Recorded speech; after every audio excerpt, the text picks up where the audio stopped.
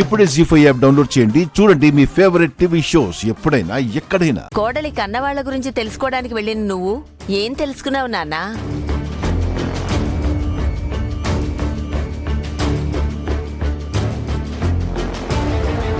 ఎందుకు ఎవరికీ సమాధానం చెప్పకుండా ఇలా సైలెంట్ గా ఉన్నావు?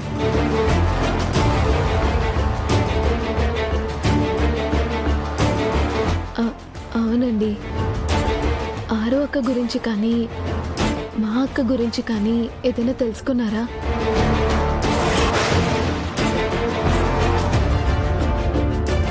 మీ వైఫ్ కోసం వాళ్ళ ఫాదర్ వెతుకుతున్నారు సార్.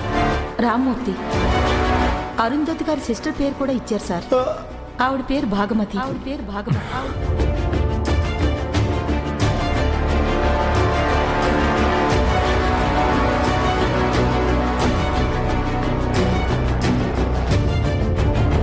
అమ్మమ్మ తాతయ్య ఎవరో, వాళ్ళు ఎక్కడున్నారో కనుక్కున్నారా డాడ్? వాళ్ళ దగ్గరికి మేము వెళ్ళొచ్చా? వాళ్ళని ఒకసారి చూస్తాం డాడ్. అమ్మ గురించి వాళ్ళకి చెప్తాము. మీ మనసులో ఏముందో మాటలుగా బయటకు చెప్పండి ప్లీజ్.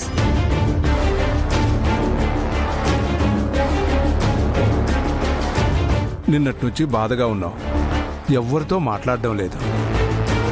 నిన్ను నిలకడగా నించోనివని ఆ నిజమేంటో చెప్పు అమర్. ప్లీజ్ అండి, ఇలా మౌనంతో కాకుండా మాటలతో సమాధానం చెప్పండి. ఈ సైలెన్స్ని తట్టుకోలేకపోతున్నాం.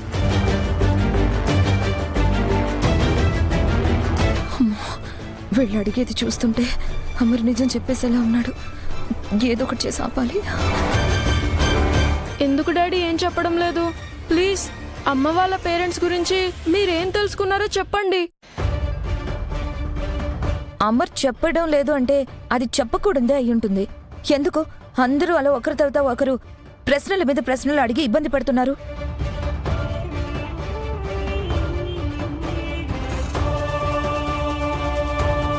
ఇబ్బంది పెట్టడం లేదు మనోహరి గారు, ఇన్ఫర్మేషన్ తెలుసుకోవాలనుకుంటున్నాం అంతే. చెప్పమ్మర్, అసలు ఏం జరిగింది? నిన్న ప్రార్థన చిల్డ్రన్స్ హోమ్కి వెళ్ళాం. తర్వాత చెప్పకమర్.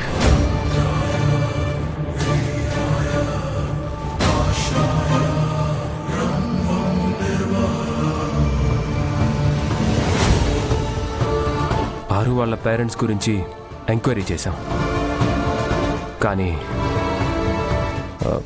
ఏమీ తెలియలేదు.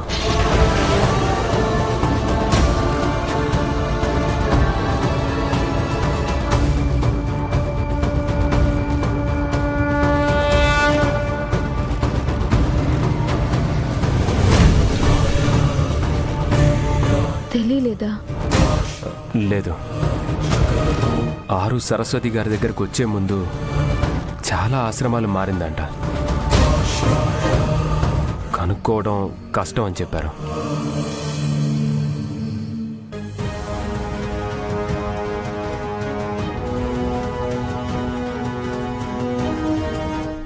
మనం వేరేలా ట్రై చేస్తే ఏమైనా? కష్టం అని చెప్తున్నాను కదా మిస్ అమ్మ. అయినా నా ప్రయత్నాలు నేను చేస్తాను. ఏమైనా ఇన్ఫర్మేషన్ తెలిస్తే నేనే చెప్తాను.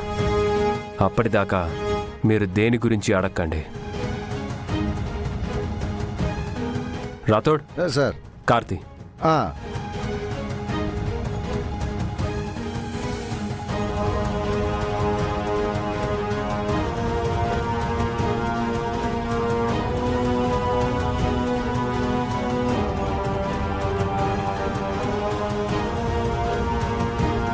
కారణం ఏదైనా అమర్ దాని కన్న వాళ్ళ గురించి చెప్పలేదు. ప్రస్తుతానికి సేఫ్ అయ్యాను.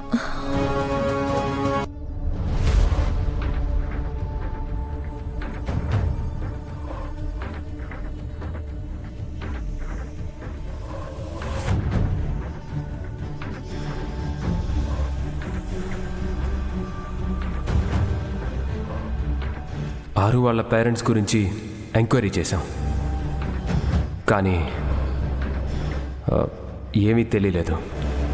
ఆరు సరస్వతి గారి దగ్గరకు వచ్చే ముందు చాలా ఆశ్రమాలు మారిందంట. కనుక్కోవడం కష్టం అని చెప్పారు.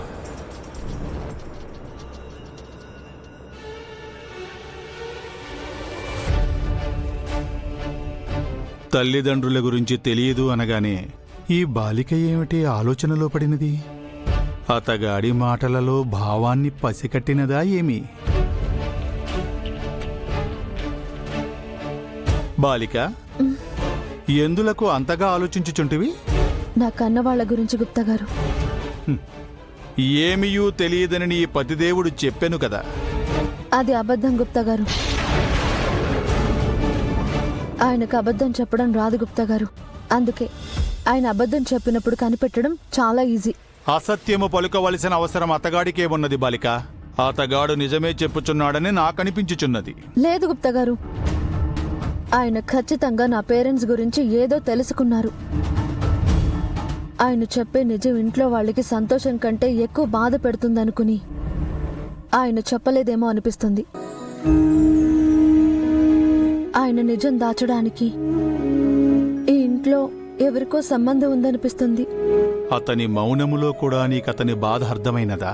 అతని మనసులోని సంకోచము కూడా నీకు తెలిసినదా? ప్రభు, ఇంతటి గొప్ప జంటను వేరు చేసి చాలా తప్పు చేసితిరి. గుప్తా గారు, మీరు నిజం తెలిసినా చెప్పరని నాకు తెలుసు.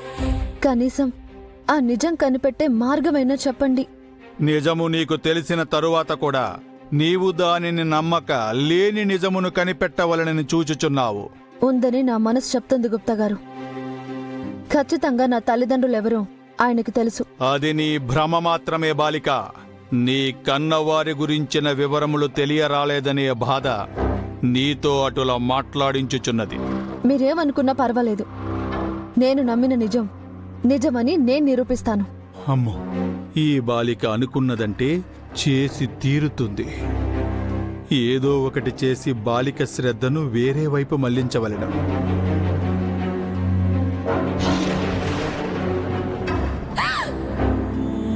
అవును గుప్తా గారు, పౌర్ణమి రోజు మిస్సమ్మ శరీరంలోకి ప్రవేశించి నేను నిజం తెలుసుకుంటే ఒక పని చేయము.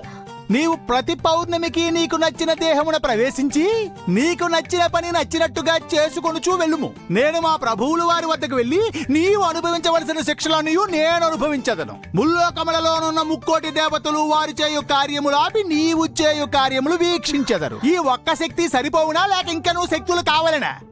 చెప్పుము, చెప్పుము.